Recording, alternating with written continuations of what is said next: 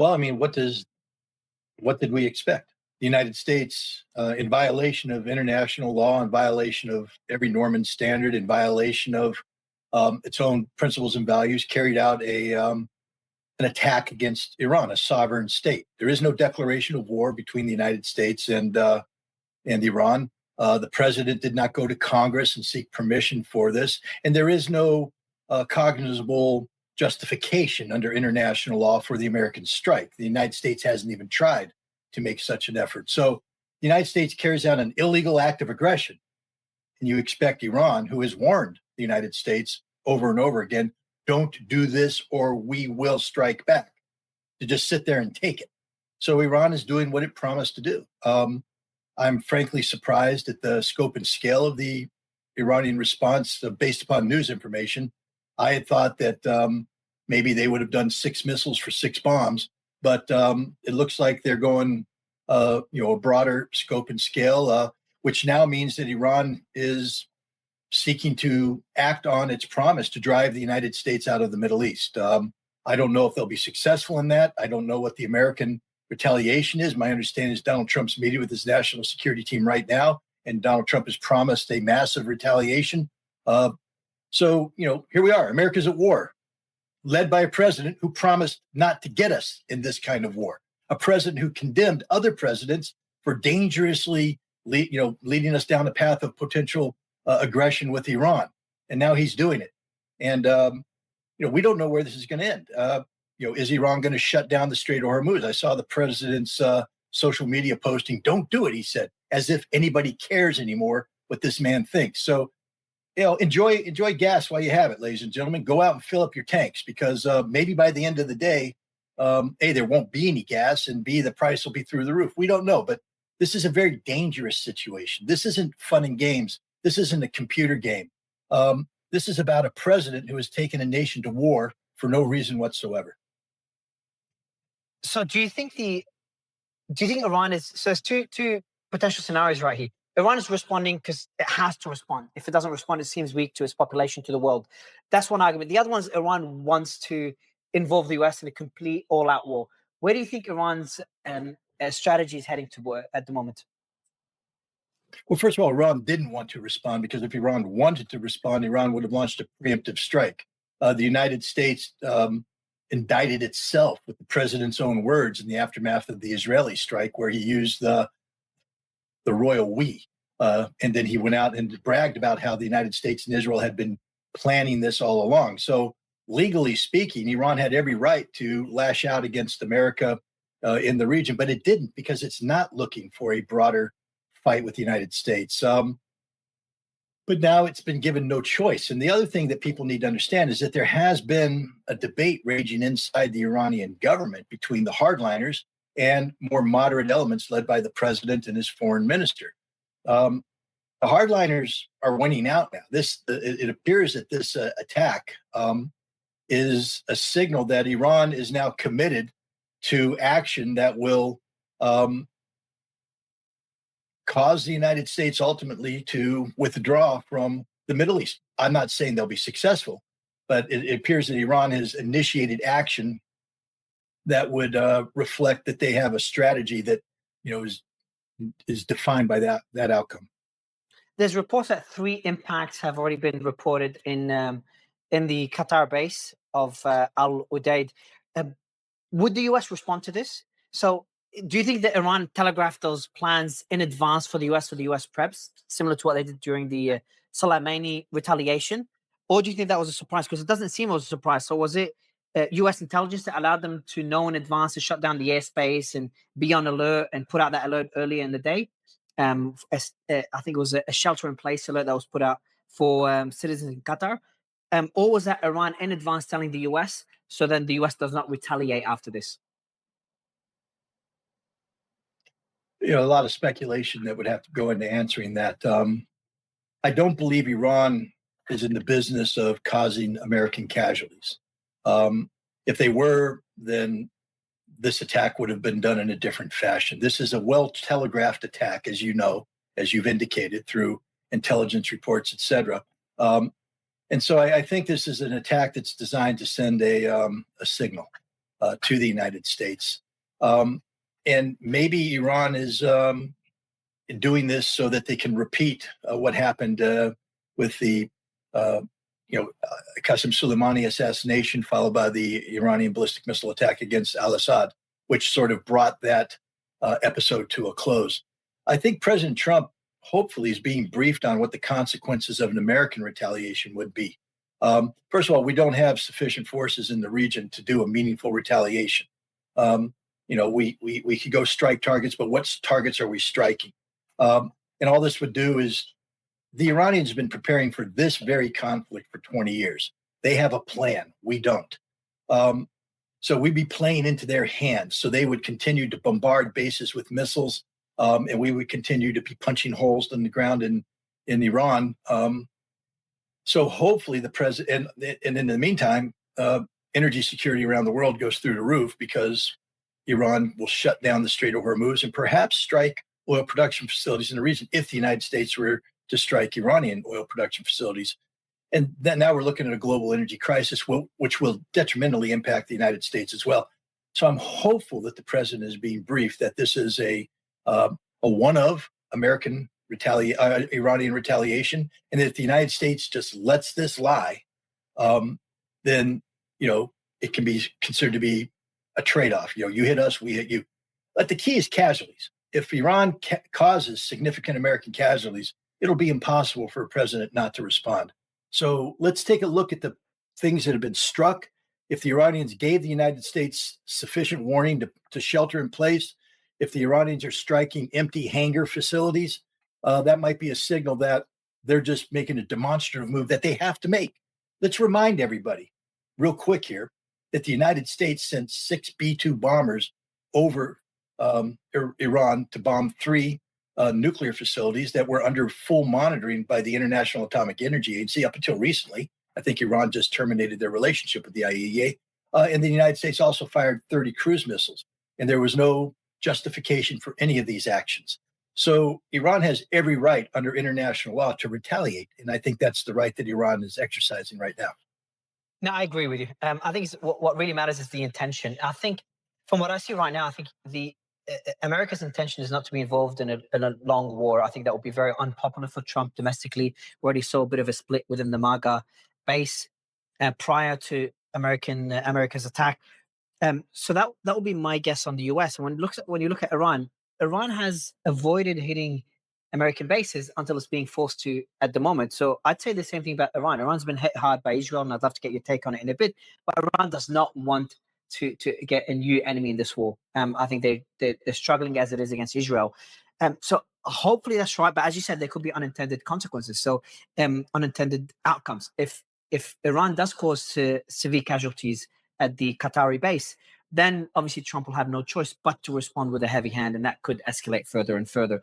I want to take a step back towards the Strait of Hormuz. I think this is probably the biggest wild card that we have, because if that gets disrupted or shut down by Iran, that would obviously cripple the Iranian economy, but they've been pushed into a corner that would severely impact the global economy. Now, why I think this is unlikely is because Iran's biggest supporter, which is China, I think they're supporting Iran even more than Russia right now, which is busy in Ukraine.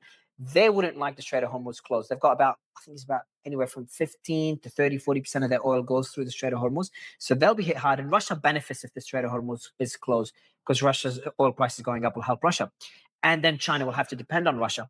So considering those circumstances, do you think that Iran could be forced to shut down the Strait of Hormuz, or are we getting closer to an end of the war? The nuclear facilities have been hit. The US bombed them as they needed to be able to destroy them. That we're going to debate that later on. Prime Minister Netanyahu did say that the end of the war could be days away, not only in Iran, but also in Gaza, which could be a big relief, but he said this before. So there's kind of 2 possibilities here. Things that escalate, significant damage to the US base, Strait of Hormuz gets disrupted, or this is it, Iran retaliates and the war slowly winds down. Well, first of all, we need to understand that Iran has been operating within the 4 corners of international law assiduously. And I think that surprises many people who have been speaking about Iran as a rogue nation, et cetera. And so when you speak of the shutting down the Strait of Hormuz, Iran would have to have legal justification to do that. For Iran to preemptively shut down the Strait of Hormuz would be a violation of international law. So I think there has to be a cause and effect activity taking place so that things would have to happen for Iran to shut down the Strait of Hormuz that haven't happened yet. The other thing I think we need to understand is that the Iranians have been engaged in significant diplomacy with both Russia and China, and Pakistan, by the way. I believe in the Security Council today, Russia, China, Pakistan have put forward a resolution calling for an immediate ceasefire. That was done with the approval of Iran. And so diplomacy is in the air. The other thing that's curious is that this attack comes after the foreign minister, Araghchi, went to Moscow and met with Vladimir Putin. I can guarantee you the Iranians said, we have to retaliate. And Vladimir Putin apparently did not raise meaningful objections to it. And if we're looking at a potential vector for Iranian intentions to be sent to the United States, we may have to look no further than Russia, meaning that having briefed Putin on the plans, Putin and Araghchi discussed potential outcomes. If the Iranians said, look, we have no choice but to strike back and strike back hard, especially if we're going to dampen the ardor in the IRGC for more military action. There's many in the IRGC that want to go all the way, that say, this is the moment. Let's finish this now. We're committed. The president of Iran and his foreign minister aren't cut from that same piece of cloth. So it seems to me that an argument can be made that Iran did telegraph this attack, and that the vector for that might have been Russia. Iran also knows that the Chinese don't want the strait shut. China has come out and said, we're not in favor of this. This is not what we want. This would be very disruptive to the world economy. So there's a chance here, a window of opportunity, that if the United States rides out these attacks and says, okay, tit for tat, we're done with this. Israel today announced to Iran formally that they're ready to stop this war right now. Iran responded back, it is not yet time, meaning there's more that Iran wants to do. Yeah, that response surprised me. It's not surprising to me. Iran is resetting the deterrence standard. When this war ends, Israel will have to understand that it can never again strike Iran, or the response will be disproportionate. Right now, Israel believes that that's sort of a trade-off, that they got rid of a nuclear program. That's debatable, and they can live with that. But from the Iranian perspective, it is Israel had the audacity to attack us, and that can never happen again. Israel has to understand that the price they will pay is overwhelmingly in disfavor of Israel. And I don't know if Iran has made that point yet. So I see the window open for conflict, but I also see if Iran can solve the American conundrum, meaning how do we get out of this without expanding the conflict with the United States, that first close the door with America, then you can shut down the conflict with Israel, and the world may get able to breathe a sigh of relief, because the worst outcome would be shutting down the Strait of Hormuz, shutting down oil production, and the horrific economic consequences. So, look, we're in a very dangerous period of time, a lot of what ifs and a lot of speculation going on. But if you go off of past behavior, there is a possibility, indeed a probability, that what we're seeing right now is a tragic act of theater. And all sides are looking for an off-ramp out of this conflict, because I don't think anybody benefits from taking this to the next level. Yeah, an update for you, Scott, is Qatar said there's been no reports of deaths or injuries. So that removes off the table the possibility of unintended consequences from the attack. That's number one. Number two is Iran said they've launched the same number of missiles as the US launched towards exactly the same amount of bombs that the US launched towards the third. I think you read it at the bottom as well. That's the second. Symbolic, yeah. Exactly. Very, very symbolic. Exactly what you'd expect from a tit-for-tat attack, which shows that it's not escalating. But that kind of is contradicted by Iran's response to Israel's formal request for or at least beginning to discuss an end to the war. So you think Iran would want this war to continue to be able to inflict more damage to Israel to ensure Israel does not attack Iran in the future? 100%. Iran can't afford to stop this conflict now, because then they wouldn't have reset deterrence. Israel needs to basically plead for this war to end.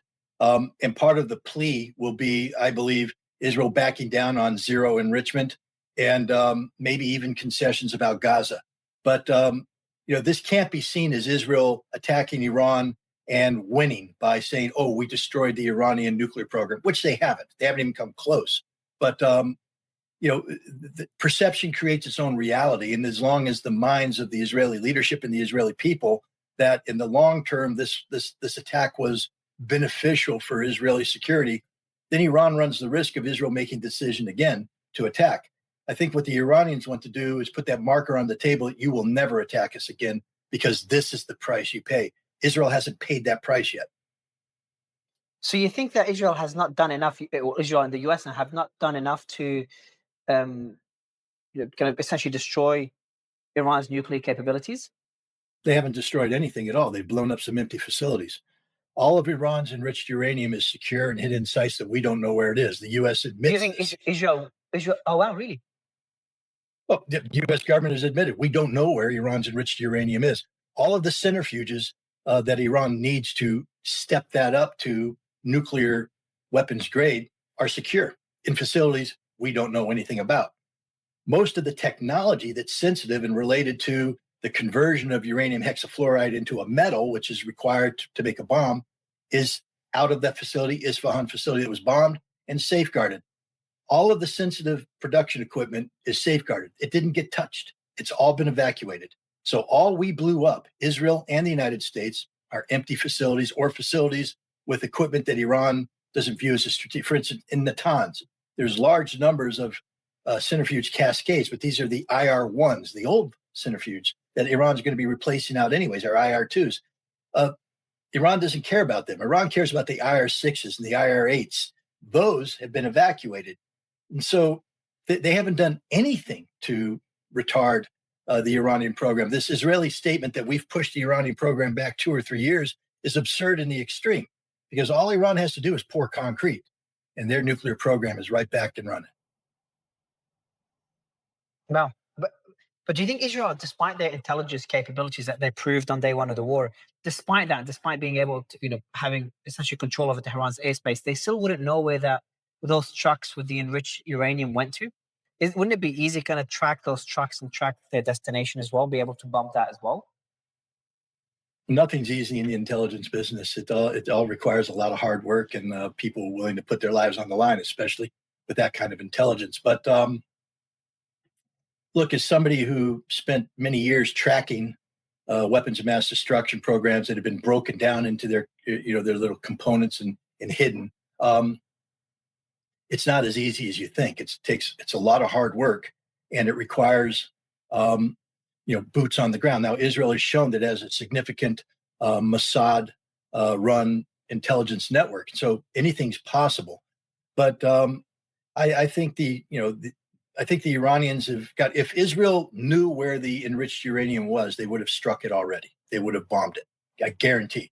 So the fact that the enriched uranium continues to be safeguarded means Israel hasn't a clue. Now, that doesn't mean that Israel, through its intelligence, can't find out where it is. And I trust you, having worked with Israeli intelligence for 4 years, I can tell you that that's one of their number one priorities. But just because you want to collect something doesn't mean that you automatically get to collect it. And if Israel changes its strategic policy regarding Iran from no enrichment, which means you have to account for all of Iran's uranium hexafluoride, to limited enrichment, 3.75%, and the IAEA re-engages on those terms, then this enriched uranium in excess of 3.75% will be turned over and disposed of. And that's the best path out of here. The best path out of here is one based upon reason and logic that gives Iran its rights under Article 4 of the Nuclear Nonproliferation Treaty, as opposed to this artificial imposition of an Iran-only clause, which is an insult to Iran, makes no sense from a nonproliferation standpoint, and has gotten us to this point where we are today. Nations at war, and the potential of an expansion of the conflict that would destroy the global economy. Is it really worth it? One more question I see here in the comments. Can Iran close the Strait of Hormuz only focusing on American and American ships and ships of American allies, European ships, or any Israeli ships as well? I mean, anything's possible. There was a while where the Houthi in Yemen, Ansarallah, was allowing certain ships to go through the Bab el-Mandeb Straits and sinking other ships or attacking other ships. So in theory, um, this is possible. But then you're not achieving the. If Iran shuts the Strait of Hormuz, it's to create a energy crisis in the United States and Europe, to punish the people responsible for this situation. And so I mean, it is possible. It's complicated, and it would be difficult to do in a state of full scale conflict. I think if you're going to shut the Strait of Hormuz, it has to be a complete closure. Nothing gets through. But again, it's pure speculation. Anything's possible in war. Yeah, because that would make more sense. That wouldn't hurt their ally China. That would benefit Russia because oil prices skyrocket, and that would hurt the US, inflation, hurt Europe because a lot of European oil goes through the Strait of Hormuz as well. Yeah, there are reports, by the way, according to the New York Times, that Qatar did inform the US of the attack in advance to minimize casualties, which is what we've discussed earlier, a tit-for-tat attack, more symbolic, and Iran does not want to escalate this into a regional conflict or a war with the US. Let me just say something real quick about the Strait of Hormuz, if I might. Remember, conflict is a two-way street.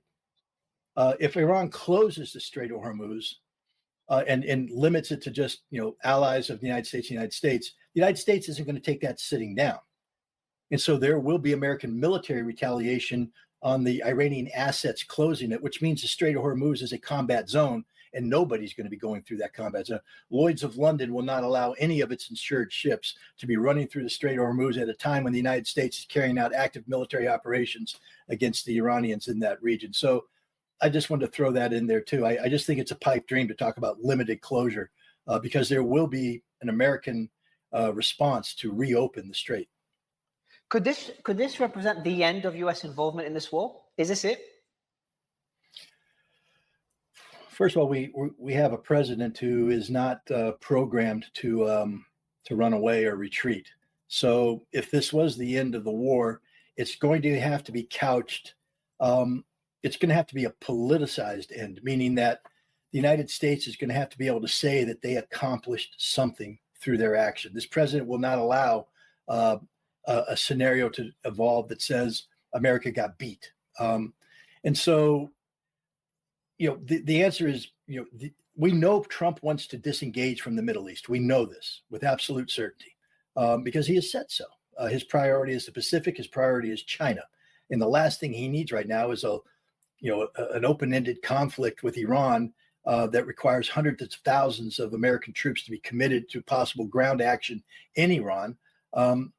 He doesn't need that. He doesn't want that. So I do believe that if this is handled properly, and it's going to require a lot of maturity on the part of everybody involved, and that's a very difficult thing to guarantee, that the United States could, in the aftermath of this, declare that it has achieved stability in the region.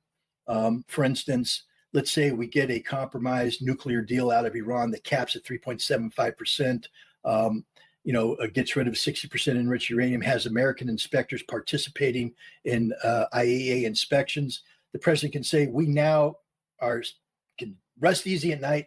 There will never again be an Iranian nuclear program, a nuclear weapons program, and I get all the credit. See, as long as he can say, I get all the credit, I'm the greatest man in the world, my hands are bigger than you, then he will be able to withdraw from the region. But unless he can say that, if this comes out as he got beat or he got outfoxed, then unfortunately, I think this president stays committed to military involvement in the region. Do you think strategically Iran could position it in a way that allows Trump to get credit for it, but at the expense of Israel? So they continue to strike Israel. They don't strike U.S. targets, which is what we're seeing right now. As soon as the U.S. struck the nuclear facilities, Iran immediately responded. They could have struck U.S. bases immediately. They're ready for it. They've done it before. But they immediately struck Israel. So it seems that Iran wants Israel to pay for this war.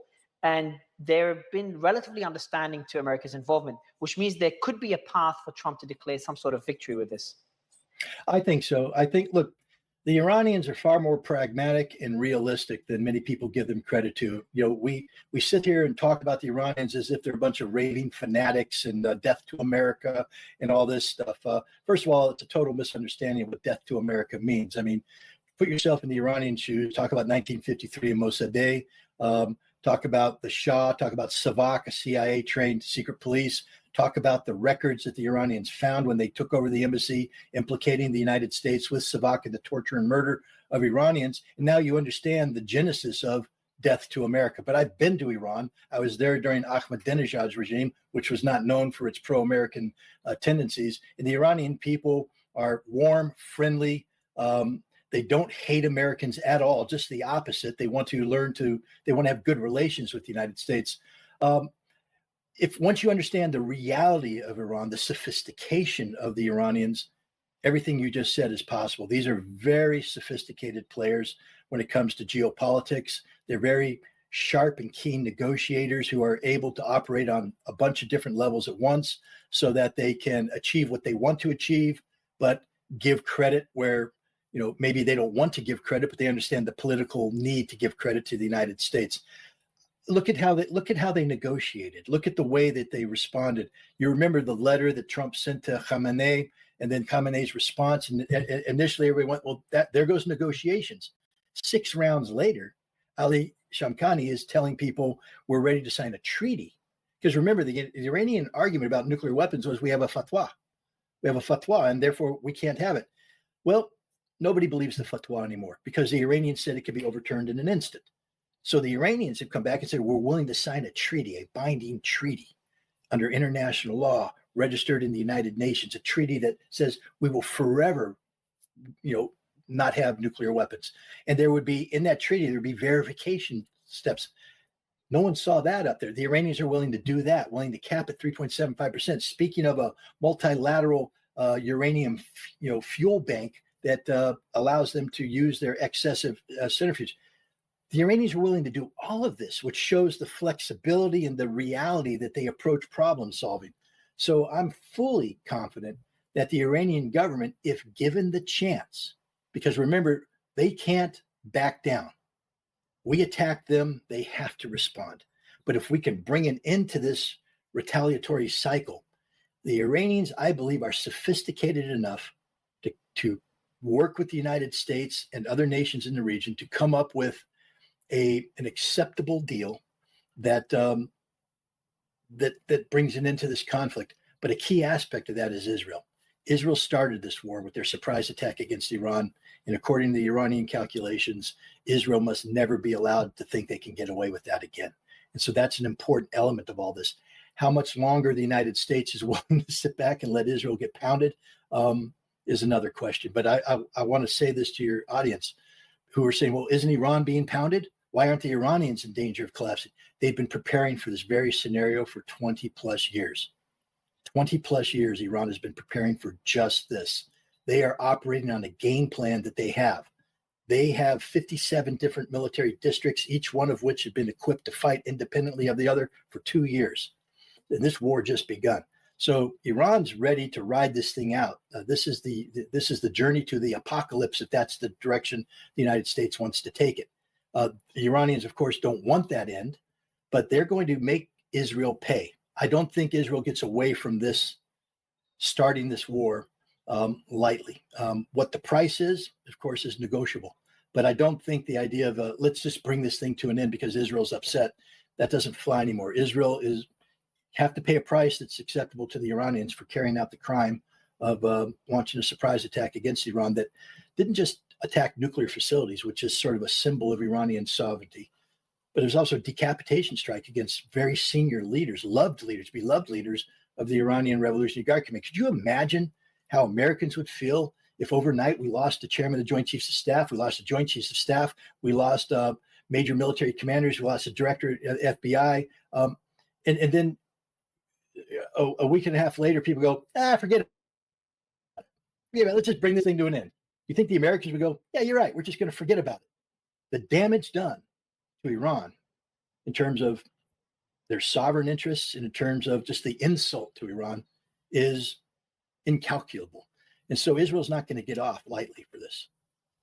What about the threat to Ali Khamenei's, the supreme leader's life? So Trump has hinted that he could be struck. Netanyahu has hinted that could be struck. Do you think they could strike him? Is that just psychological warfare to scare him so he does not escalate the war? So he accepts some sort of agreement and ends it early? Or is that a real possibility on the table right now? Because there's also reports that we haven't heard from him for 3 days, and some people are saying that he is in hiding, not speaking through any electronics, fearing for his life. Well, I mean, wouldn't you fear for your life if the president of the United States indicated that you might have a target on you? Wouldn't you fear for your life if, as some reports out of Iran are true, his residence and his bunker have been struck by Israel? So I don't think it's a theoretical hit on him. I think Israel has actually tried to kill him. And now you have the president of the United States making the same statement. But again, this literally, it shows the ignorance of people about Iran. As Khamenei said, I'm 90 years old. I'm already dead. And don't mourn my loss. The Assembly of Experts has already picked a successor. And if they kill that person, there's a successor that the Islamic Republic isn't one man. It's not a dictatorship. It's a constitutional republic overlaid with a theocracy.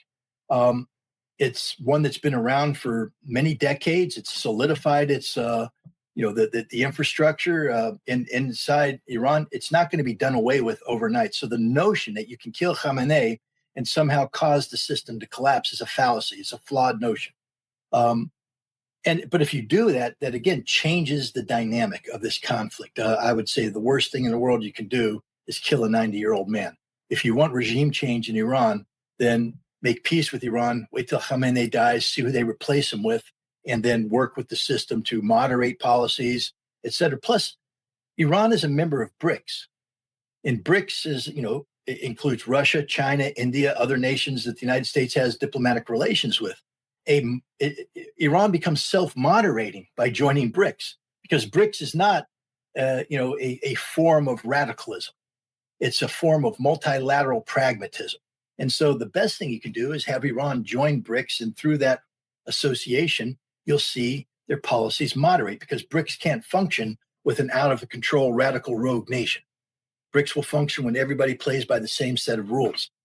And so, again, if I were advising the president of the United States, I'd say, let's bring this conflict to an end and let's encourage Iran to join BRICS, and let's work with BRICS to keep Iranian behavior moderated. Talking about BRICS, what about China and Russia's role in this? So Russia's busy in Ukraine. Russia's, correct me if you disagree, but Russia's historically not been there for Iran. They've supported them, financially in some ways. They've worked a lot together militarily. But in 2024, when Israel struck Iran, Russia didn't support them much. They haven't supplied them with much weapons with the Ukraine war. And it seems that this war in some way benefits Russia because it distracts the US away from Ukraine, and it risks oil prices increasing, which benefits Russia's economy. So does that mean Russia won't be there for Iran if this war continues? And what about China? I think China's strategically benefits more if Iran wins this war or ends up in a better place after this war. Iran is a very close ally to China, but also supplies a lot of oil to China, and they've got the Belt and Road Initiative there. Where do these two powerhouses come into this? Well, to answer that question, I guess I have to throw out sort of a rhetorical question in response, which is, if you're a parent and you have a child that's prone to misbehaving, do you want to deal with that child when the child is relaxed and comfortable in their situation? Or do you want to deal with that child in the midst of a temper tantrum because something's been taken away from that child? And the answer is you want to deal with a relaxed child. The United States is a child on the world today because we're led by a man-child. I mean, just listen to his rhetoric. I know this is getting way political, but this man speaks like no other president. He speaks like no other leader. It's childish in the way he speaks, exaggerations, the whole thing.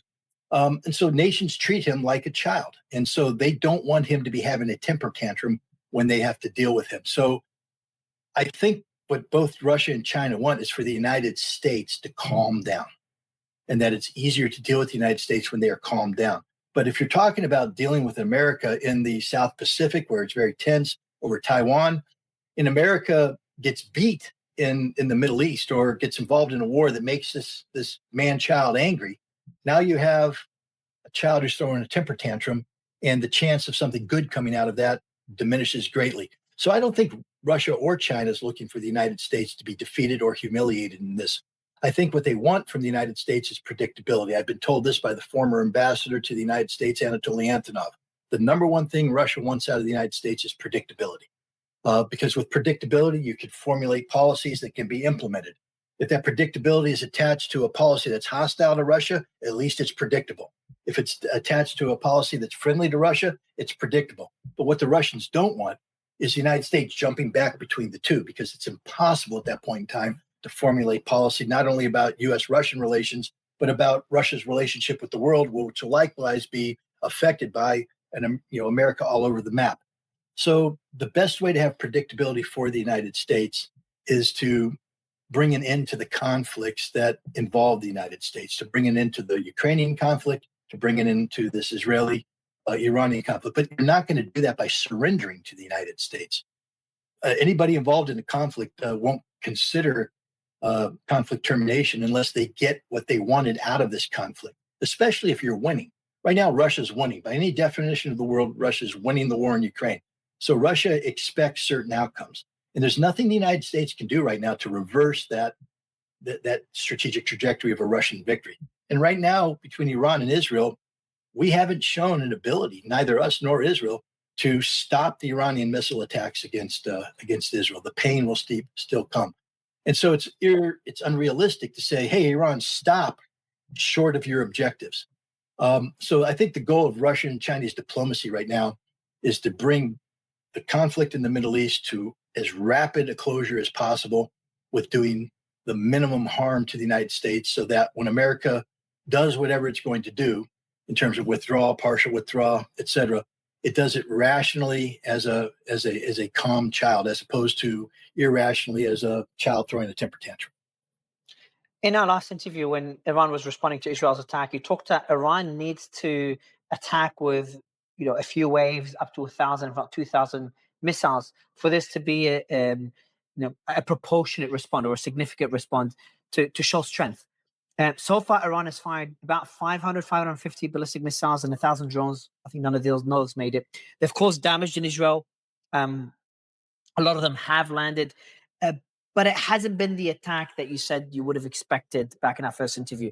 How does that compare to your expectations? Do you think Iran has been weakened significantly, which is the way I see it? Or do you think this is strategic from Iranian side? Because Israel does claim they've struck over 60%, I think now, or 40, 50, 60%, and that was a few days ago, of missile launches in Iran. And their stockpiles have been depleted. They still have about 1,500. There is an argument that Iran is trying to not deplete their stockpiles to be able to prolong this war, and there's kind of a battle between the stockpiles of Israeli anti-missile defense systems and Iranian missiles, kind of competing in who outlasts the other. Well, first of all, let's talk about the interceptors versus the ballistic missile calculation. Right now, Israel has sufficient interceptors. They fire a whole bunch of them when the Iranian missiles come in. And yet the Iranian missiles penetrate the defenses and strike Israel and do significant damage. So the idea that Iran has to wait until Israel runs out of interceptors until it does the damage it needs is a fallacy. And so I don't even talk about Israel running out of interceptors. The Iranians have run a more sustained conflict, but they're 500 missiles into what I believe will ultimately be a 1,000 missile barrage. It's not all at once. But Iran's not willing to stop this war right now because they haven't done the damage that they believe is necessary to punish Israel. And so we could be looking at another week and a half of conflict where they'll fire that additional 500 missiles. Many of these missiles will be of a more advanced capability than the missiles they fired early on, which were 20-year-old models. These will be the more modern hypersonic maneuvering with separating warheads, multiple warheads, cluster munitions, some of which they've already fired, and they will just rip Israel apart. As I said, let's back this up. I fought in the Gulf War. One of the things that I did was got involved in the Scud hunting, hunting down Iraqi Scud missiles.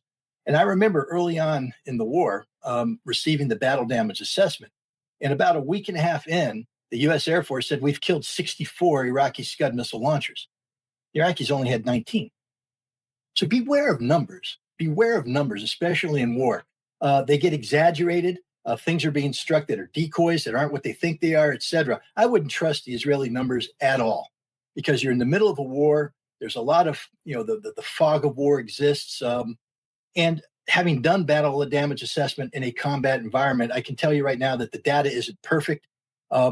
I would also say that the Iranians had prepared for this very conflict, and the notion that Iran would allow a scheme of operations to unfold that within a week and a half has 40 to 60% of their launchers destroyed is absurd in the extreme. The Iranians are some of the best professionals in the world at what they do. They've been planning this for 20 years.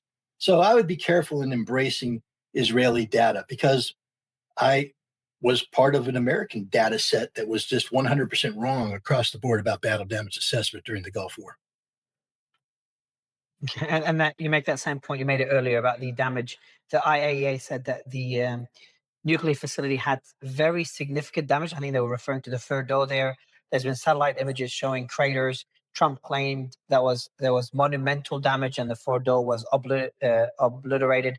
And Israeli officials, surprisingly, Israeli officials are the ones that indicated that Fordow was not destroyed. That's Israeli officials. Why do you think there's that discrepancy between what the US has said, what the IAEA has said, and what Israel said? They said it was severely damaged but not destroyed, and they did suggest that Iran may have moved materials and equipment before the strike, which is what the US, I think, admitted. They don't know where the the enriched uranium has been moved to. So, two questions there. Number one is, why do you think there is that discrepancy between the reports from the US and Israel? And number two, do you also disagree with the amount of damage that was caused to those facilities, which you kind of hinted at before? Well, I don't know what was done at Fordo. I don't know how the IAEA knows what was done at Fordo. To the best of my knowledge, they don't have inspectors on the ground. My understanding is that the Iranians sealed off both of the major entrances and exits from Fordo with soil to prevent any weapons from coming inside. So the tunnel is blocked. That's what we bombed. We bombed a blocked tunnel. We didn't bomb because that tunnel then has to penetrate deeply into the center of the mountain where you have ridges overhead, where the actual cascade facilities are, where the cascade halls are. We didn't bomb those.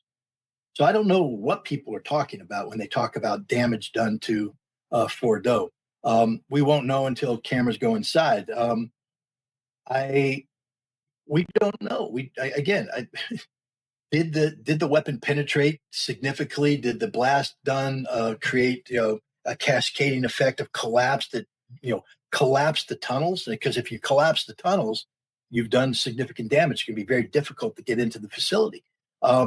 But if all you've done is block a tunnel that was already blocked, you've done nothing. Plus, if the facility had been emptied, what's the point? Remember, Fordo was not purpose-built. This is something maybe people don't quite understand. Fordo was built in the aftermath of the 2006 threat by Dick Cheney and George W. Bush to bomb Iran.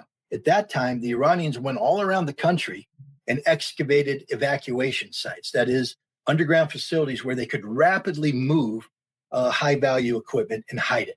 And Fordo was one of these sites. And the Iranians said, after the threat was made to bomb Natanz, Iran said, we have to safeguard our investment. So they converted Fordo into a nuclear enrichment hall. But it wasn't designed to do that, and it wasn't the only one there. There are scores of Fordos throughout Iran that we don't know anything about. And so we bombed an empty facility, and we know it was empty. When civilian satellite imagery from, what was it, 19 of June shows trucks lined up pulling stuff out, I could guarantee you that our satellite imagery from the United States shows the same thing with even greater detail. So we knew it was an empty site. Why weren't they struck, though? Why weren't those trucks struck as soon as they were spotted? That's a question only the President of the United States can answer. Remember, by Israel, not by the US, by Israel, though. Israel was already involved in Iran on a daily basis. Reactive response is not as what you think it is. Okay, so I'm planning an attack. It's not as easy as people think. It's planes just don't take off and bomb. You need to gather the intelligence where the radars are, because Iran still has functioning radars, where the anti-aircraft artillery envelopes are, potential air interdiction. All this path has to be in, and then you have to plan your attack route You have to bring in your electronic countermeasures. You have to have your refuelers. The bottom line is you build this whole strike package with a weapons release, either from a distance or nearer to the target. And you have to plan your exit routes. And all this has to be planned in conjunction with other strikes that are taking place. And so in the middle of this planning, and remember, you're beginning your plan based upon, an intelligence picture that can be updated somewhat with new electronic data. But the physical aspect of it, where you're going to bomb, has already been, the targets are picked on the ground. Now, if they come out and they say, no, we need you to shift this over here to bomb this because we saw trucks. Well, when did you see the trucks? How many hours ago did you see the trucks? When did the analyst look at it? When did that report make it to officials who said, oh, this is something we may want to attack? And when did it appear before a target here? Who then has to redevelop a strike package, get all the assets rediverted to that. And by the time they launch and get going, the target's gone. It's a mobile target, mobile relocatable target. So it's not as easy as everybody says in this targeting business. It's not like, oh, we saw the truck. It's not movies, guys. Oh, we saw the truck, redivert this resource that instantly fires a missile into it. If it were only that easy, it's not. Yeah, I assume so, because Israel was really quick in striking Iranian missile launches. As soon as Iran started launching missiles, Israel was immediately there in the air striking those launches. That's why I assume they'd be able to do the same with the trucks. Yeah, but obviously, as you said, it's a lot more complex. But let me just make clarification of that too. You say Israel was there. Let's look at the Iraqi scenario. The Iraqis would not put a Scud launcher in a launch position until they received the all clear signal about air defense. We had F-15Es flying at night that would be 5 to 7 minutes away from the launch site. The Iraqis wouldn't fire a missile if it was 3 to 2 minutes away, because they knew what time it took to evacuate, and they wouldn't bring it in if it could be detected. This is the Iraqis. And we didn't destroy a single launcher. They would fire their launcher, run it to a hide site, cover it with the tarp to reduce the IR signature. Our F-15s would come in, and they couldn't find the target and hit it. And so now I'm to believe that the Iranians, who've been preparing for this very moment, are going to not clear the airspace, not say, oh no, Israeli planes are hovering, they're over here, and they're going to take a valuable asset, put it out there, and let it be launched. I can guarantee you that the vast majority of what the Israelis struck are decoys, sophisticated decoys. The Iraqis did the same thing. They had a decoy unit that put out, realistic-looking decoys. If you remember Durant, the warrant officer that was captured in the Black Hawk Down incident, he flew Black Hawk DAP missions, direct action penetrator missions, and his helicopter famously strafed one of these decoys. They thought it was real. They believed they were killing the real thing. General Schwarzkopf believed they were killing the real thing. It was a decoy. We didn't kill a single Scud launcher. And the Iranians have studied this war. They've studied all capabilities. I am here to tell you right now, take what the Israelis are saying with a grain of salt, just like take what we said during the Gulf War with a grain of salt. If they're killing any launchers, it's a very small number. If you're hitting something, there's the old saying, if it looks too good to be true, it's probably not true. If you're an Israeli aircraft flying over Iran and you come upon a missile launcher, it's probably too good to be true. Now, I'm not saying that they haven't successfully interdicted. I've looked at some of the images that look like there might be a missile ready to be raised to get struck. Then tip of the hat to the Israelis, because that's a very hard thing to do. But this concept where you see this missile launcher just sitting there with a missile in its bed, just sitting there, that's a decoy. There's been some footage, talking about decoy, there's been some footage, Israeli footage of them striking those launchers. But then a lot of people are saying because there's no secondary explosion, it means it's a decoy. Is that true? Is it as simple as that to tell us something's a decoy? This is what I told. This is what I told the helicopter pilots. I said, you guys think that's a Scud? And they said, yeah. And I said, let me tell you what. If it was a Scud, you wouldn't be here, because you were launching your strafing mission well within the lethal radius of the fuel exploding. The fact that it didn't blow up means it wasn't a Scud. If you look at these things, what you're seeing is a standard explosion signature from the munition dropped. If you're not seeing a massive secondary explosion, if you're not seeing solid rocket fuel pinwheeling away, it's a decoy. I want to talk about Israel's strategy now compared to what we saw earlier. So initially when the war started, what Israel said and what everyone assumes, that Israel's goal is to destroy Iran's nuclear facilities. Then when I spoke to the spokesperson, I think it was the ambassador at the time, he said and Israel said that officially as well, the operation is to destroy their nuclear facilities, but also their ballistic missile program. So the scope has increased. And there's been talks about a potential regime change. Now we know that Israel's now bombing different targets. They're no longer bombing the missile launchers and missile stockpiles and nuclear facilities. They bomb the IRGC security offices. So they're expanding their operation, their targets. The clock, the destruction of Israel clock, which is very symbolic, I understand. And they've struck that. They've even struck a prison in Evin, I think it was. What does that say about Israel's strategy today versus a strategy a few days ago? Are they being emboldened by successes they've had initially? I wouldn't say they're emboldened by the successes. I think they're confronting the failures. Um, Again, let's just break this thing down. What made the Iranian program problematic from the perspective of the Israelis and the United States was the 60% enriched uranium combined with cascades of IR6, IR8 high capacity centrifuges, because this allowed the Iranians within a very short period of time to create weapons grade uranium. Israel hasn't touched that. So if your goal was to eliminate Iran's bomb making capability, you haven't done that. Not only have you not done that, you've created now within Iran people who are saying this is what we must do. So Israel's actually made a much more dangerous situation for it on the nuclear side. And that's a statement of fact, and the Israelis know it. They have made a strategic error. On the ballistic missiles, they've gone after production facilities. But again, the Iranians know, just assuming, because this is what I would have done if I were counter, but they know what their layout looks like. And they know what the world knows. They know that everybody knows that Parchin is a major missile production facility with easily recognizable, production halls, et cetera. The key isn't that piece of, what's on the ground. That can be rebuilt. Just got to pour concrete, move dirt, and it's rebuilt.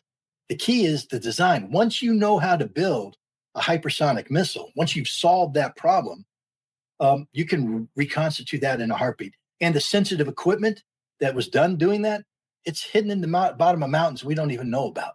So Israel has failed on this regard, and they have failed to interdict Iran's ballistic missile stockpiles because advanced missiles keep hitting Israel. So now Israel's in the final end game, and that's regime change. That's their last option, because the only way that they can permanently stop Iran's nuclear program and stop Iran's ballistic missile program is to achieve a change in regimes that will agree to voluntarily give up both of these programs. So what Israel's doing right now, I believe, is striking security facilities to diminish the stature of these facilities by striking IRGC headquarters. You show the Iranian people that the IRGC is not infallible, they're not invincible, they can be bombed. You try and suppress police stations, et cetera. And next thing you know, you have an uprising. This is what we did. If you remember Operation Desert Fox, the United States ran it against Iraq in December of 1998. We did a very similar strike where we came in and we hit various headquarters under the belief that then we could get a division to move towards Baghdad, take over, get generals who were commanded a division in the south to make a move and come over. It didn't work. When you start bombing a nation, the people don't go against their government. They tend to close in around their government. And today the Iranian people appear to be, and even the Israelis and the Americans acknowledge this, more closely aligned with the theocracy than ever before. So Israel's in its desperate final stage of, if we can achieve regime change, then we can solve these two problems. And because they're not going to be able to achieve regime change, this is why you see the Israelis picking up the phone saying, we got to bring this thing to an end. Okay, it's over. We got to stop this thing now because they're getting hit hard. And it's going to be let's see what happens to Israel when this war ends. How many Israelis stay in Israel?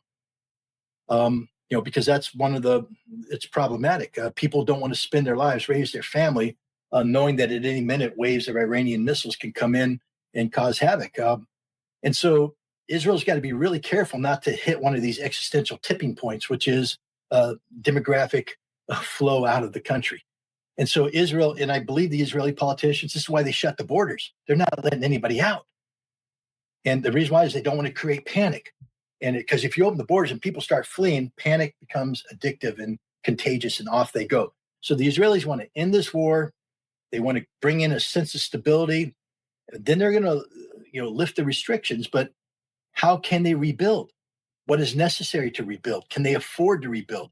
because every day that this goes by, the Iranians are destroying infrastructure that's extraordinarily expensive to replace. They just hit the Ashdod power generation plant, and that's problematic for Israel. By the way, if you look at the news at the bottom, Scott, like just think about how we've sleepwalked into this. This has essentially become a regional war. I know it's not a full-blown war where other countries are involved, but UAE, Qatar, Bahrain, and Kuwait have closed their airspace. Bahrain was just hit. No, Qatar was just hit. Iran and Israel are in a direct war. Lebanon was, just got out of a war with Hezbollah and Israel, and obviously there's still war in Gaza. This has become a regional war.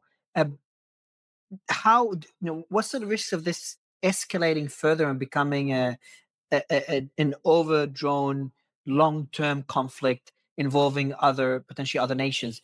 Because in our early discussion, we're talking about how the likelihood that the US wants to declare a win. They don't want boots on the ground. They don't want to be dragged into a war. It's not a good look for Trump and his administration.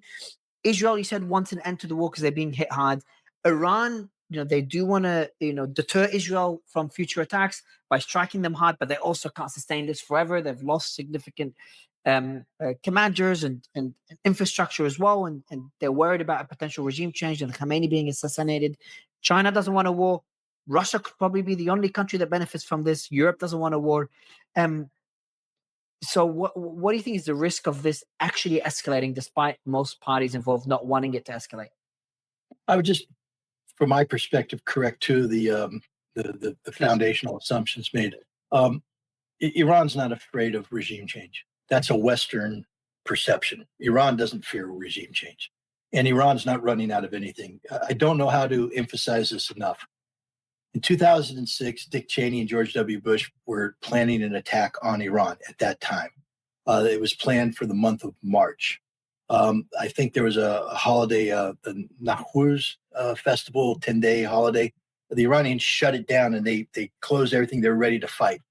At that time, they broke Iran into 57 different self-sustaining military districts because they believed it was a ground invasion, that the U.S. would seek regime change. And so they built a design that was intended to have Iran survive regime change.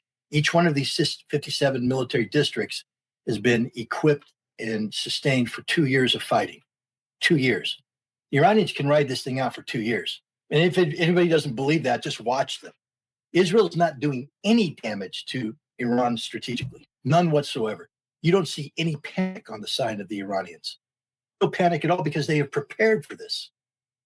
Israel hasn't prepared for what's happening to it. That's the difference.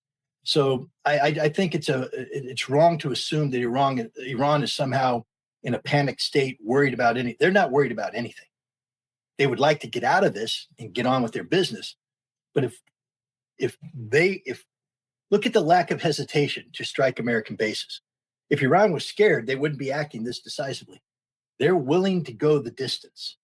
How many other nations are willing to go to that same distance? And there's the danger, because what happens if the United States gets dragged into a conflict with Iran? First of all, if we operate under the misconception that the Iranians fear regime change and fear running out of assets, we could get involved in an air campaign of limited duration that doesn't succeed in its objectives. And at the end of the day, now we've exhausted our ability regionally to strike. Iran continues to hit our bases, pulling us back. And now we have to mobilize troops. I don't know what the war plan is today for Iran. I know what the war plan was back in 1985 because I helped write the intelligence annex to it.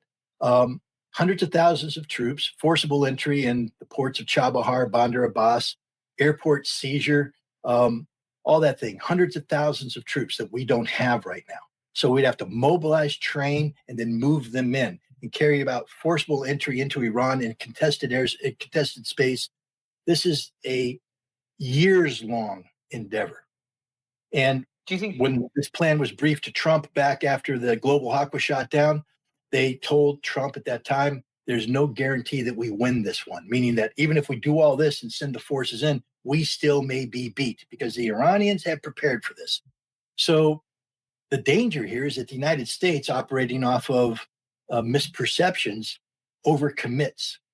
And the real risk here is, if you remember early on when people talked about Fordo and the fact that U.S. conventional weapons wouldn't be able to take it out, the White House let released a piece of information with non-attribution, but it was linked to the White House, a White House source, that Trump is considering the use of a tactical nuclear weapon against Florida. Do you remember seeing that piece of report? It was there from the White House. They didn't because they came in with 6 or 12. I forget how many. I think it was 12 massive ordnance they dropped out. But the thing is, what that shows is that when the United States runs out of conventional resources, we're not going to admit defeat. And then if we escalate, there's the potential of nuclear weapons being used. And that changes the game tremendously. So you're 100% correct. This conflict could spin out of control and take on proportions that are unimaginable at this moment. The collapse of the global economy, the introduction of nuclear war, which then could resonate throughout the region and around the world. So anybody who treats this as a game, sort of a video game, this is sort of cool, America's dropping bombs on Iran, oh, look, missiles in the sky. Guys, we're talking about potential end of the world kind of stuff here. So I think it's in everybody's interest to see this conflict come to as rapid an end as possible. Would you say except China and Russia? China, anything to distract their rival, their enemy, the US, is beneficial for those two countries. Spreading the US thin would allow Russia to keep taking Ukrainian territory and could allow China to further prepare for potentially taking Taiwan. Do you think those two countries could support Iran enough so Iran continues this war for longer? And potentially try to drag the US in, strategically benefiting them? Nah. First of all, China doesn't think in those terms. China thinks in terms of global supply chain, economic dominance. And any businessman will tell you that the key to business success is stability. Businesses don't thrive in unstable environments. Stability is the key. So the Chinese want stability. The fact of the matter is China could take Taiwan anytime they wanted to take Taiwan. They could take it today. There's nothing that we can do to stop them. But China's not looking for a military solution. They're looking for a longer-term, peaceful integration of Taiwan. And so they're not. Russia's going to do what it's going to do in Ukraine no matter what we do, because we've already thrown the kitchen sink into the fight. And unless we're willing to get directly involved with what troops, by the way, so Russia's not sitting there going, oh, if we do this, we might have an advantage Ukraine. They already have the advantage Ukraine. Russia already has a war plan for Ukraine. They're winning this war. Ukraine's losing. Look at the dysfunction in NATO. Look what happened to G7. Zelensky's on the outs. Russia doesn't need Iran to do anything to help its position in Ukraine. In fact, it's a complication because what Russia really needs in Ukraine is for America to get on the side of ending this war by letting Ukraine know that there won't be a lifeline. But right now, it's very difficult for Russia and the United States to have a dialogue because of what's going on in the Middle East. So I believe Russia wants this. Plus, remember, Russia isn't a nation that projects military power like the United States does. That's not how they operate. When it comes to Iran, Russia's number one objective is to secure the north-south economic corridor from St. Petersburg to Tehran. That's a game changer for them. Bypasses the Suez Canal. Shortens the length of the trade routes. It gives it access to warm water ports. And this can't happen if there's a state of war. China just opened up the new Silk Road, bringing in trains out of Western China into Tehran. None of this functions when there's war, instability, dysfunction. So I don't think Russia and China are sitting there plotting behind the scenes to keep this thing going. I think both of them are desperate to see this war come to an end because it brings about the stability they need to focus on their priority, which is BRICS, a Eurasian Economic Union, strengthening the Chinese control of global supply lines, diversification of the Russian economy. None of this happens as long as there's this conflict taking place between Israel and Iran, and now particularly the States and Iran. And another thing we discussed in our last interview is Hezbollah. Hezbollah refrained from joining this war, which was a surprise to me, and I think it was a surprise to you as well. They still haven't joined the war. What does that mean for Lebanon? I asked the same question to the ambassador, to the Israeli ambassador. I haven't been able to speak to any Lebanese politicians yet. I would love to get their take when things calm down. But a lot of people in Lebanon are talking about, and are starting to become more vocal about some sort of normalization of relations between Lebanon and Israel. I know it's too early for that, but at least those discussions are being made in the open now. And what does that mean for Hezbollah? Could we see Hezbollah give up their weapons? Again, this is anecdotal, and I always hate to go off of anecdotal information, but as you've pointed out, it's very difficult to get to speak to primary sources. I communicate via WhatsApp with several families in Beirut, one in particular, uh, and they say everything's calm right now. I mean, they're very nervous about this, but this is a good calm, meaning that people of Lebanon enjoy not being the center of the volatility. A couple days ago, there were reports about Israel bombing sites in southern Lebanon because they observed Hezbollah attempting to come back and reactivate some of their evacuated missile sites. A statement from Hezbollah made maybe a week ago said that they are not neutral in this conflict and that they could become involved. So I think from the Israeli perspective, if you can bring an end to this Israeli-Iranian conflict that brings about a resolution of the Gaza problem simultaneously, because there's some talk about that as well, you take away the any justification of Hezbollah continuing to posture as a resistance movement. And then Hezbollah reverts to a political party and turns in its weapons. So I think ultimately the goal of Lebanon is to get Hezbollah to give up its weapons, to conform with United Nations Security Council resolutions, and for Lebanon to become part of become a regional neighbor in good standing. But understand they're surrounded by Israel on one side, Syria with the new Syrian government on the other, and then Turkey and what's going on. So Lebanon's not going to be a center of volatility. Lebanon's going to be a nation where compromises are going to have to be made so they can peacefully coexist with such a diverse range of neighbors. There could be a utopian outcome out of this. If the war ends and Iran is weakened, which I think you disagree with that assumption, but if Iran is weakened, that means their proxies will no longer target Israel. There'll be some sort of uneasy peace between the two countries, and that could lead to, potentially more peace in the Middle East. We don't have that battle or that struggle between not only Iran and Israel, but also Iran and their neighbor Saudi. Is that a possibility? Could that be a positive outcome from all this? I thought we had that positive outcome a year or so ago when China brokered a rapprochement between Saudi Arabia and Iran to achieve just that outcome, to reduce pressures, reduce tensions. So that possibility was already on the table. It's the United States and Israel that opted out of that. You don't need to defeat Iran to get to that outcome. Iran, at full strength, was ready to move in that direction and had moved in that direction.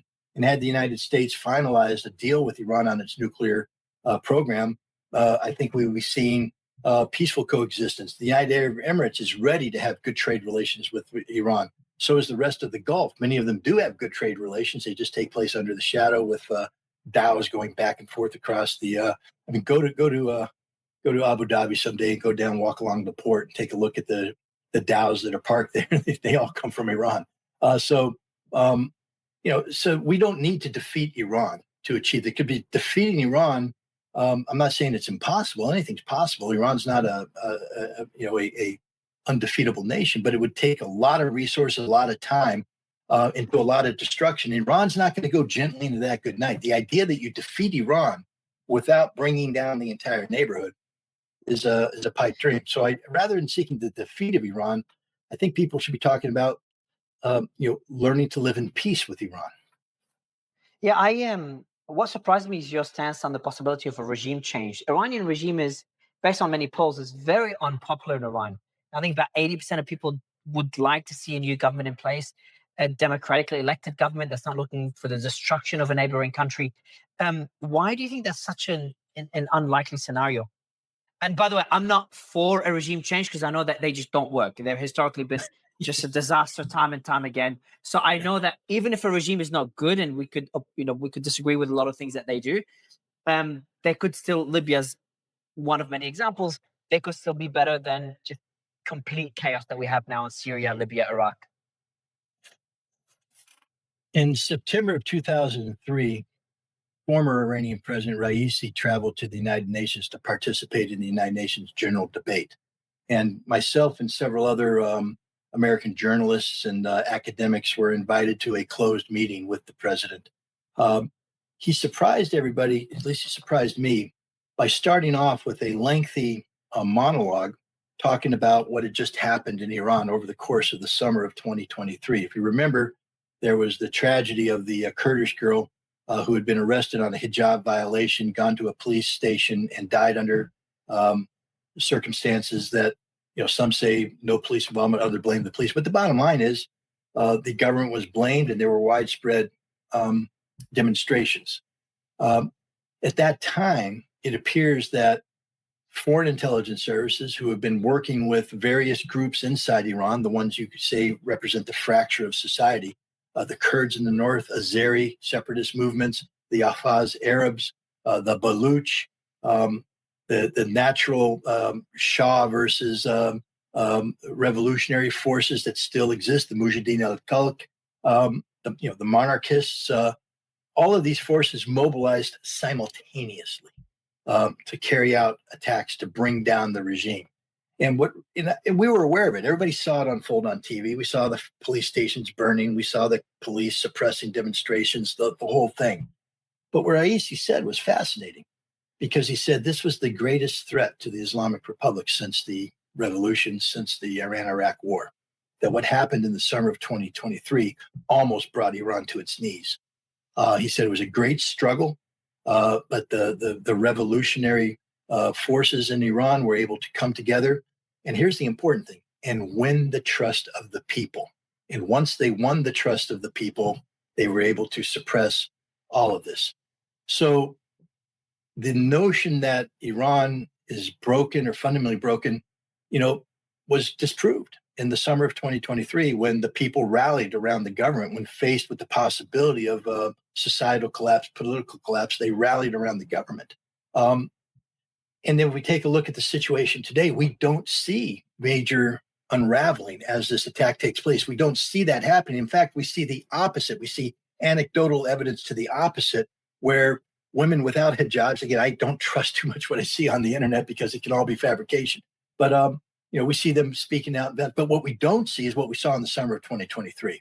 We don't see the Baluch moving up. We don't see the Ahvaz Arabs coming in. We hear a lot of talk from the son of the former Shah, but doesn't resonate with any action on the ground. And most intelligence services say that the regime is more secure today than they have been at any time, because the people have rallied around Iran, and they're not willing to work with foreign powers to bring down Iran, bring harm to the Iranian people. So I don't think regime change is in the books at this state of the game. Yeah, I think if it becomes an objective, it will be disastrous for Iran and the region. Yeah. And another point, like in 2023, Israel wasn't bombing Iran. So I think we should have to take into consideration that Iran is being bombed by an enemy. When there's an enemy bombing your country, people tend to put their differences aside and rally around the government that's in power at the time. So I think that Israel's war on Iran could backfire if Israel's looking for a regime change. That's one way of looking at it. Obviously, time will tell. But the real risk, here I am, I shouldn't be saying this. Right now, I think Iran is immune to regime change. The real risk comes once peace breaks out and the scope and scale of the damage done to Iran becomes apparent. And if the regime doesn't have a plan on how to move forward, and this is where peace becomes important, because the sustainment of sanctions against Iran would be devastating to Iran in a post-conflict environment. So I think one of the things that Iran is looking for by continuing its struggle against Israel is to get concessions on the lifting of sanctions and to get Russia and China and India and everybody else to agree to immediate economic engagement so that the rebuilding of Iran can happen almost immediately. But if Iran runs into a situation where it's stagnant for 3 to 5 years afterwards because of the continuation of sanctions, et cetera, then you can see the fractures reemerge. And dissatisfaction in the government come in, not because of what they did in the war, but how they handled the peace. Another country that I want to ask you about is Israel. How do you think Israel will come out of this? Because we're seeing a lot of support for Netanyahu's party after this war. So he's being, hailed as a hero by some, which is very, different to what we saw after October 7th and the security failures that we saw back then. So does this war? So if you're making the argument that this war supports the regime and their popularity domestically, and we're seeing the same thing happen in Israel, wouldn't that highlight that both countries are benefiting from this war when it comes to politics? Well, perception creates its own reality. I've said that several times. Right now, Israel is operating under the perception that it's winning, that it has severely degraded. I mean, the official pronouncement from the Israeli government is we have set the Iranian nuclear program back 2 to 4 years. That's a victory. That's a victory from the posture they claimed Iran was, where they were days or weeks away from having a nuclear weapon. Now to say because of our strike, Iran is 2 to 4 years away. That's a victory. To say that we have destroyed Iran's ballistic missile production infrastructure, that's a victory. But I don't believe any of these statements can be sustained by fact. And I'm convinced that once the missiles stop flying, the bombs stop dropping, and the Israeli people reflect back on the price they've paid and what is the real outcome, I think Netanyahu is going to be in a lot of political heat because this was an unnecessary war. This is a war that didn't need to be fought. And when it becomes clear about the potential of success of the American negotiations with the Iranians, especially if at the end of the day, part of the conflict termination deal is Iran gets 3.75% enrichment, then as an Israeli, you have to ask, why did we do this? If the outcome was 3.75% enrichment, and that was on the negotiating table between Iran and the United States, then why did we do all this? Why did we suffer this pain? And there you suddenly will find that Netanyahu's popularity will plummet.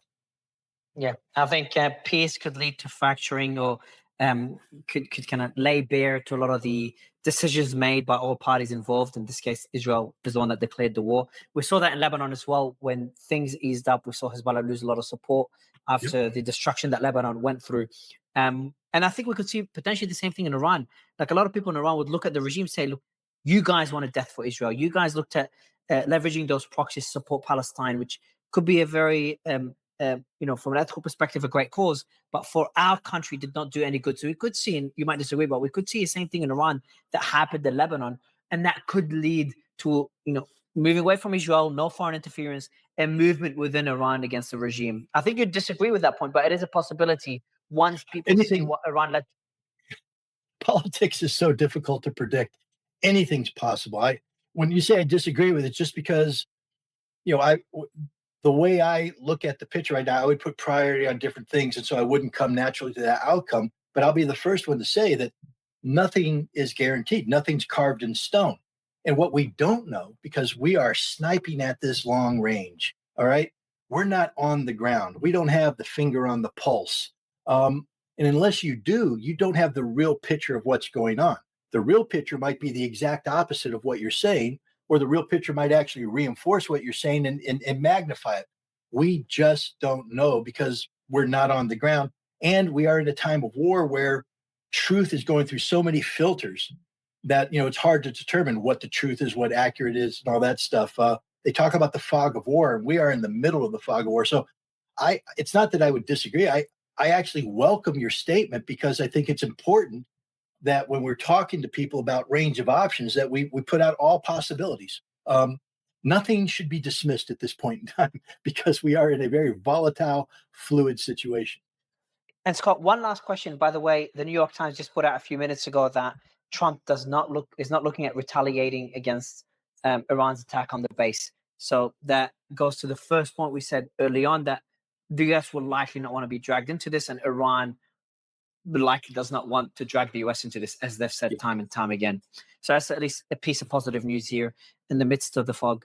One last question: what does that mean for Gaza? Because it's easy to debate what's happening in Iran and make an argument on why Israel needed to strike Iran, and make an argument on why that was not necessary, and there were peaceful ways of reaching that same outcome.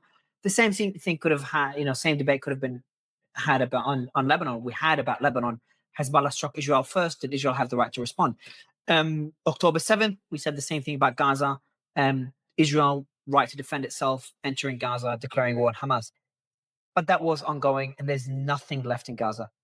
Like, I'm in a position now where it's just heartbreaking, and it's something I'm not even able to debate with anyone. on whether this war should end. I've taken a stance that the war should end. Could we finally see an end to the war in Gaza? Could we see that Israel's achieved its goals, or at least created the perception in your eyes that they've achieved those goals? They've weakened Hezbollah, or destroyed a lot of their capabilities, potentially leading to the disarmament of Hezbollah. They've weakened Iran, at least in some people's perception. I know that's not yours.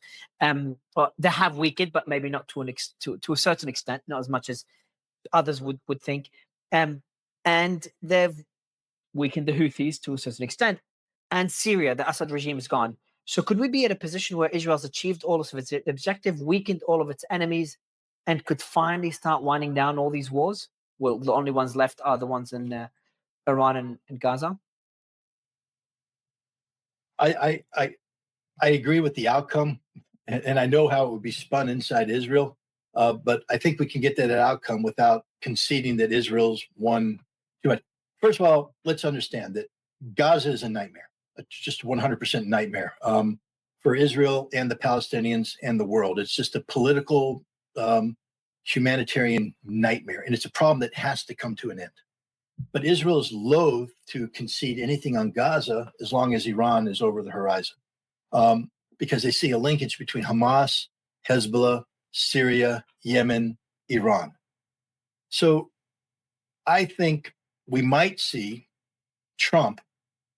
I get in trouble when I talk like this because then people say, oh, you're so pro-Trump. I'm not. I think you heard me earlier. I'm not a big fan of the guy. You were very critical of Trump in today's interview. Yeah.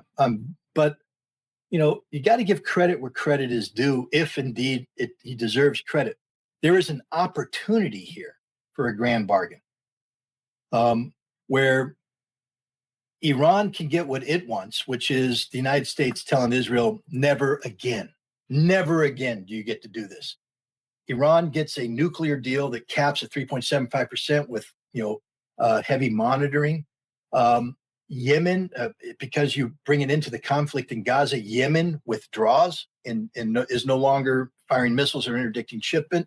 And we already talked about Lebanon, and the fact is we have a path for disengagement of Hezbollah. So from Israel's perspective, there's the possibility of a grand bargain that resolves all of its conflicts simultaneously and allows Israel to get on the business of rebuilding.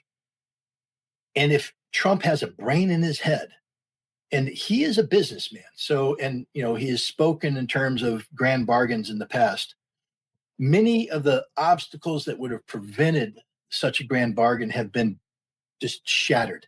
My God, a year ago, if you were talking about, anybody bombing Iranian nuclear facilities, you were saying automatic global catastrophe, all this kind of stuff. Okay, so we've shattered World War III. Yeah. If the Iranians attacked an American base, it's over. America retaliates, boom. That's been shattered. We have shattered every single one of these obstacles, broken it down, and we're still moving forward, surviving. And I think, again, Trump's tweet today was when I first read it, my knee-jerk reaction oftentimes when I read Trump's social media posts is just be very negative. But then my wife tells me to take a deep breath and sit back and think objectively. He sent a signal to everybody. I don't want oil prices going up. And that means that he's looking for an out. He can't say it, but he's saying, I don't want oil prices going up. I am watching you. Okay, so what did the Iranians not do? Shut down the Strait of Hormuz. They didn't attack oil fields. They simply sent 6 missiles to respond to 6 bombers. And now Trump's saying the right thing. We're done. We're done. There is the opportunity for a grand bargain to be had here, whether the United States is capable of pulling it off. But I will also say this, Vladimir Putin, who's, I don't know what your opinion of him is. I've never met the guy. I have a lot of respect for this man. I respect his maturity, his pragmatism, his rationality. And he has indicated to the United States and to Iran that he is ready and willing to be a conduit of diplomacy. And so I think that, look, the fact that the Iranian foreign minister went to Russia and after that they sent 6 missiles in means that I believe the deal is already out there. I think behind the scenes, the deal is being made as we speak, because that shows a level of not complicity is the wrong word, but connectivity. Uh, Russia isn't going to sit there and say, "Oh yeah, hell, attack American bases, bring about an American retaliation, the whole world will go to hell." Russia doesn't operate that way. Russia is about keeping things as calm as possible. And so for them to be in a briefing with the foreign minister means that Iran gave their plans and the Russians went, "All right, but you need to do this, and we're going to make some phone calls, and we're going to call Xi in China, and and this thing is going to come on down." Let's see what happens. I don't know if the Russian, Chinese, Pakistani resolution was submitted to the United Nations yet at the Security Council, but let's see when it comes in an unconditional ceasefire. Let's see how America responds. Because now that Trump says, "I'm not going to retaliate," that's what he needs. That's the cover he needs right now. And so if they submit this, the United States says, "Yes, we vote in favor of an unconditional ceasefire." Now you have a United Nations Security Council resolution backed by the P5, and Israel's going to go, "We're ready." And Russia's going to go, "That's your cue, Iran." And Iran's going to go, "We're ready." And now we got the beginning of a grand bargain. So, man, we're way too optimistic here. But No, I agree with you. I think this is the most likely outcome. I tend to be an optimistic person. I never thought I'd be here. We'd be here in the first place. But I think your analysis right now is spot on. I think this is what will happen. I think Trump does not want a war in the Middle East. I know a lot of people are criticizing him for his decision to bomb Iran, which I don't think was the best decision. But I also would see it from another perspective. Like, I understand why you would want to bomb those nuclear facilities. But my position is that Trump does not want to enter this war. And this is an opportunity for the East. And China just told Iran very publicly, the foreign ministry told in their meeting today, they told Iran, "We do not want you to escalate this." I think Russia's saying the same thing. So I think, yeah, I agree with you. I think we would see in the midst where everyone thinks that the world's coming to an end, everyone's freaking out. I think we're nearing an end to the war. Fingers crossed, and I hope we won't be speaking again, at least not about the let me Middle East. can I say this? Please. This has been fascinating because what you and I have done in real time is start with tragedy. I mean, as we speak, missiles are flying. We have no idea. And then by just walking through the problem rationally, we don't agree on everything, but walking through this problem rationally and just bouncing ideas off each other.